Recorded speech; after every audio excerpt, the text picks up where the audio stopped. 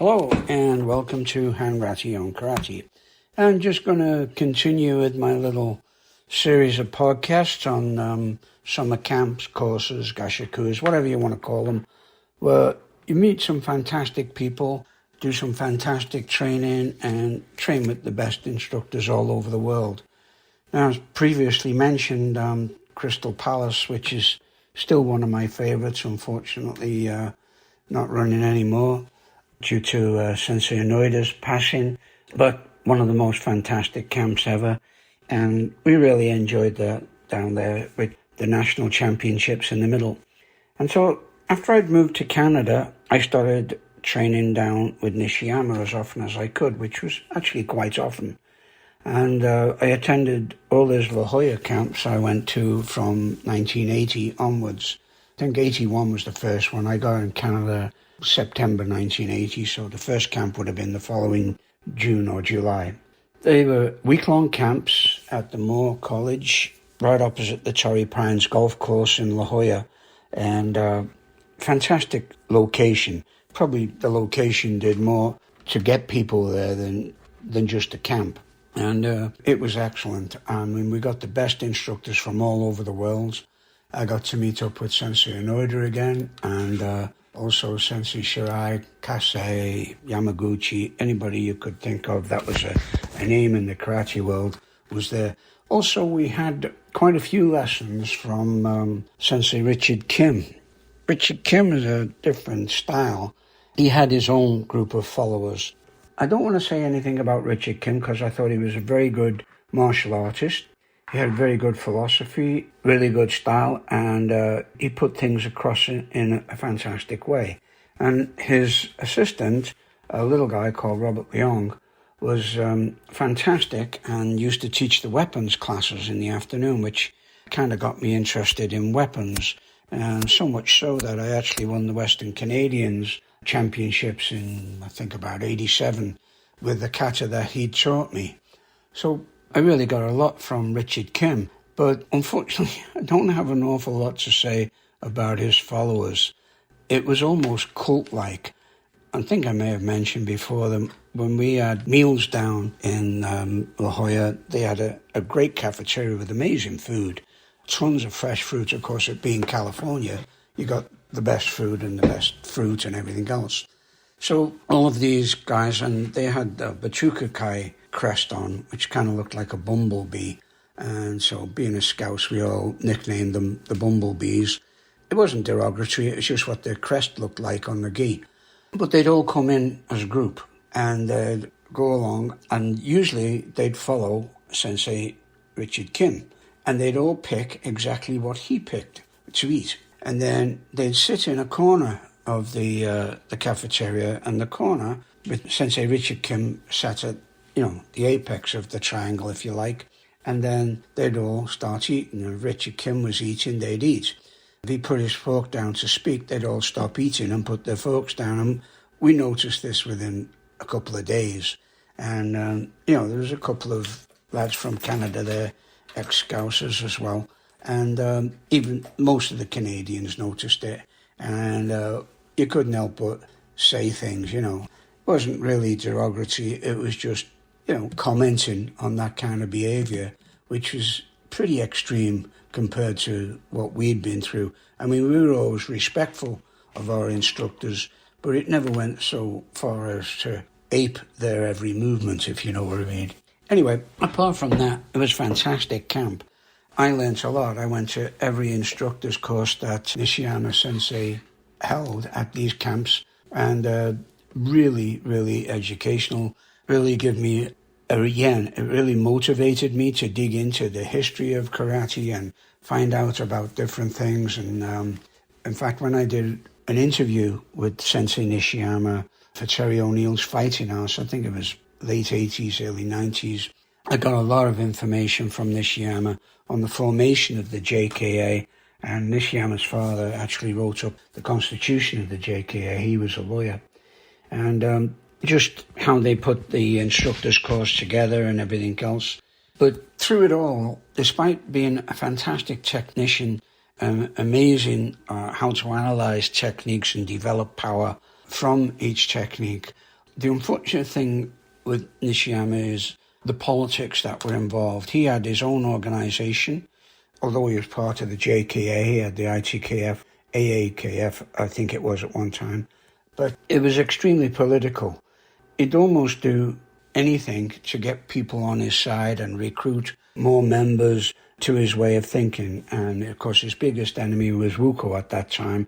WUCO wanted to get into the Olympics, and they had a guy in charge of WUCO who was pretty much a gangster, but carried a lot of weight. And it's like all Olympic sports, there's a lot of grift and bribery goes on, and they call it lobbying in the States, but it's basically legalized bribery. So there was a lot of that going on. So you had WUCO and you had ITKF, both trying to get into the Olympics, and Nishiyama was trying to put a stop to WUCO getting in, saying it wasn't karate, it was just a kicking and punching sport. And he tried to maintain that. They go with the Shobu Ippon system. And this was all very well, but he'd basically do anything to get followers to this kind of thinking.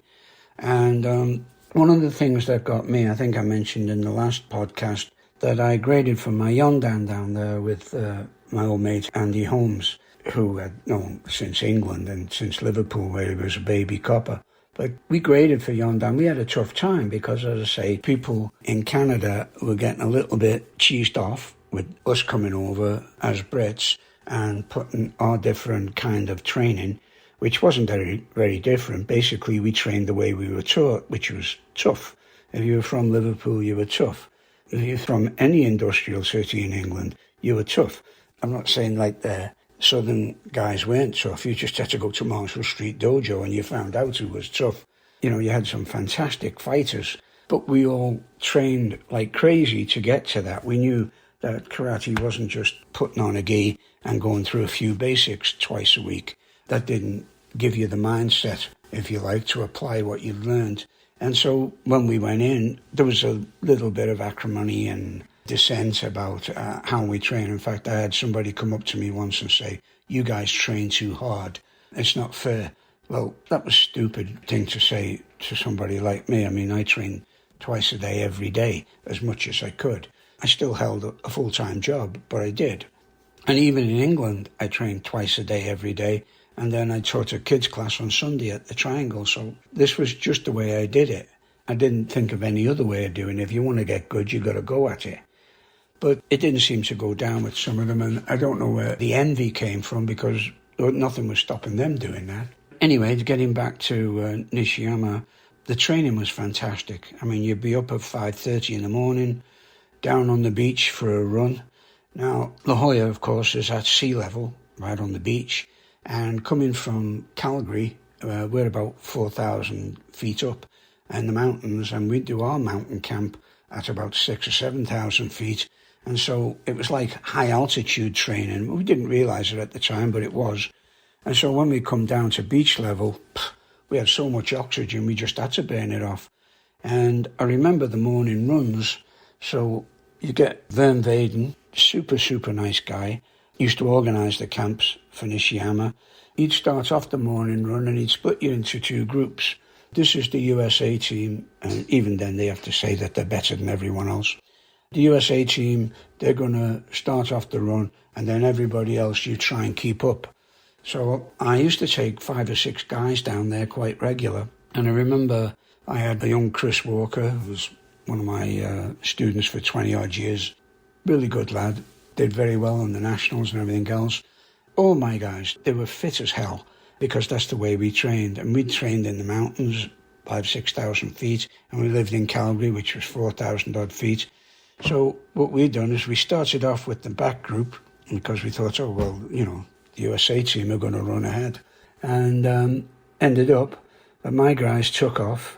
They went ahead of the USA team, come back around them, and went ahead of them again.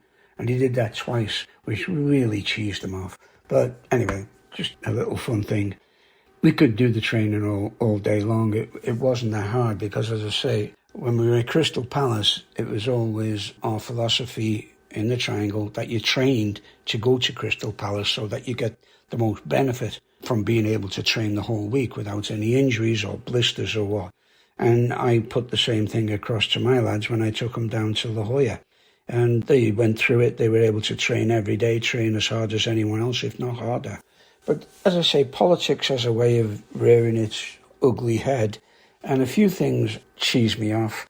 Maybe you shouldn't mention names, but at my age, I really don't give a damn. I'm old enough to know that my future's behind me, and you can't please everyone in this world. Some people don't want to. All they want to do is please themselves, and that's okay too. You should always be your own fan, as long as it's justified. So we had a bunch of Canadians come down from the East Coast. We call it the Maritimes in Canada because they're all on the Atlantic coast, so it's called the Maritimes. And these guys came down from Newfoundland, I think, and I think his name was Jerry Finn. Anyway, he had a group of dojos in Newfoundland, and Jerry would have been hard put to make Nidan in the KUGB, but Nishiyama Sensei graded him immediately up to 5th Dan. Now, I just had the fight of my life and a rollicking of my life off a Noida, and was still unsure whether I'd got a Yondan or not. Turns out I had, but, it's another story. But this guy got a 5th Dan straight off the bat, and he was rubbish, just because he was bringing in 300 members from his dojos in Newfoundland into Nishiyama's group, which to me just didn't make sense, but that's the way it's done, I guess. And that's certainly the way Nishiyama did it. The other thing was, there were certain people that hung around Nishiyama all the time.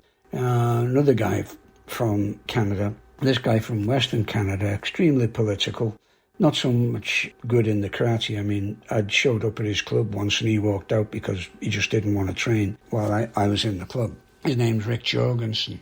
And all he did was cause trouble in the political field in Canada. And then he had the cheek to turn around and say that he attended every single camp down in La Jolla, which I know for a fact he didn't. Anyway, when Nishiyama unfortunately passed away, there was a bit of a row between Jorgensen and Avi Roka. Avi Roka trained at Nishiyama's dojo all the time. He wasn't as good as he thought he was, but obviously, he thought he was fantastic. But I remember we had a competition down in the camp at La Jolla once. Oida Sensei was there, and so was Shirai, and a couple of others. I believe Toru Yamaguchi was there as well. But Nishiyama came out with all these new rules, which were really baffling. But I guess he was panicking, struggling to have his, ITKF accepted at the Olympics. And so he made all these rules up that made them different from Wuko or even the Shobuippon. So one of the rules was you couldn't really score off your lead hand or your lead foot. He said you just didn't provide enough power. It was when there's this other rule called Tento. So you swept the guy and you were a little bit late or off on your timing and follow-up. Because the guy had gone down, you would start standing on the edge of the tatami, so if you moved backwards, you went Jogai, and the other guy would stand on the fighting line that was closest to it. So that was Tento. But it didn't work because as soon as he said Hajime, of course, the guy moved off to the side. But the stupidest rule was not scoring with your lead hand, because I was fighting Avi Roka. I was a lot older than him, but I scored, kicked him right in the head with a Kizami Mawash, and Sensei wouldn't give it. And there was several fights like that. Dominic Adu, French fighter, was there, and he scored a cracking Uraken, and Sensei didn't give it. A snapping technique, no power through the punch. But there was a little trickle of blood coming down the guy's face from a split eyebrow. So if anything, he should have been given, a chewy, but he wasn't given anything. So there was a bunch from Quebec there at that time, and they were all pretty disgusted with the rules as well. But this was the politics that, the political environment that you had to kind of train in, if you like, which spoils that aspect of training. Like the training, the karate was fantastic. The politics sucked. They always have, and they always will. Anything's going to wreck karate and has wrecked karate. To me, it's politics. Like I say, I went to La Jolla, and I wanted to go to Okazaki's camp in Green Lane. Okazaki kind of kept a closed camp. He wouldn't let anybody in there. But I did attend the Nakayama Memorial Tournament in Denver in '87 down at Yaguchi's dojo, and we trained there, and I competed, as did a few of my students. One of them actually took second. I think he got first, but, again, politics. Tanaka was there. Yaguchi, of course, was there. There was a few other people there. And I ended up fighting young Okazaki. Unfortunately, I got DQ'd. I didn't think it was bad. Frank Smith actually come up to me later and said it was a fine point. It just wasn't that bad. So, but that's the way it was. It was politics, politics, politics. And it eventually led to me just getting out of the JK, which everybody kind of seemed to do until they started re-emerging later on. But the camps were fantastic. I still wanted to go to camps, and I went to a few different venues in the States. I went to Florida, went to the East Coast, went over to the West Coast, and then I ended up with Ray Dalkey's group. And Ray Dalkey, fantastic karateka, came out of the Nishiyama stable, instructor stable, amazing guy on the floor. And all of these people were amazing guys, get on very well. Some of them are best friends to this day. And so, maybe I'll chat about the later camps. In the meantime, I still ran my mountain camps up in Banff, in Calgary, in the national park, in the mountains. And these were really, really popular. They were tough because they were basically a boot camp. And what we'd do, as I said before, is you had to live in tents. And we'd get up at 5:30 in the morning, and we'd jog down to the car park, and this was like just a big asphalt area where you had to park your cars because you had to walk in to the backwoods kind of deal where they'd cleared an area for the camping. So we'd get on the asphalt and we'd do our push-ups, we'd do our warm-up, and then we'd all jog up about 2 kilometres uphill to a place called Johnson's Canyon. If you ever go to Banff National Park, visit Johnson's Canyon. It's a lovely area. It was a lot more rustic then, and there wasn't the walkways for all of the guys who think they can hike but can't. So they went there. It was just rough trail. So we'd jog up to Johnson's Canyon, and then we'd jog back, and we'd do an hour and a half on the field, bare feet, open air, just in your gi. Could be anything from -10 to +15 at that time in the morning. And then we'd all go and have breakfast. And we just give it all day. We go through some fantastic stuff. Sometimes it rained, sometimes it snowed, other times it was boiling hot and you had to fight off mosquitoes. And mosquitoes in Banff Park are like 4-man Bell Huey helicopters. So it's quite the stretch. You'd be filthy. There was nowhere to have a proper wash. There was like the old pump handles that was well watered that they drilled for the camping site, and that was fantastic. So they'd use that, and you get a quick wash with that, and then you'd have coffee, which tasted fantastic. Then you'd have breakfast. Now either we'd all throw in, we'd buy a load of bacon and eggs and stuff like that, and maybe enough for one big dinner, like a big roast beef dinner. And they had a rough cookhouse, which is kind of open-sided, just a roof and a wood-burning stove in there that you did your cooking on. So it was very rustic, very tough. It was it tested your spirit, if you like, which was the whole idea of it. Because I've always maintained that you build strength through adversity. And if you wanted to train under those conditions, believe you, it was pretty adverse.